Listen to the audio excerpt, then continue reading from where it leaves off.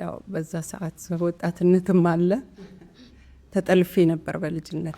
ውሻ ተገጨ እያየሁ ውሻው የተገጨው ከዚህ በታች ደቃቃ ከጉልበቱ በታች ከዚህ በላይ አለ ዋይ ያለ ነው።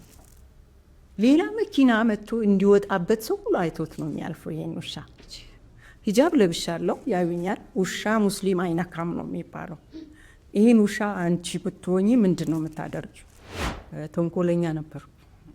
ገንቦ ተሰርቶ ቆሪ ላይ አባዬ እስካል መጣ አይነካም። እኔ ግን ተንኮለኛ ነኝ። ከፍቼ ጎረስ አረክና ተንሼ ከድኞ ነበር የሚሄድ። ራቁትሽን ሂጂ ወንዱንም ልጅ ሴትን ልጅ መስለ ሂድ የሚለው የትኛውም እምነት የለም። እርግጠኛ ነኝ። ትክክል።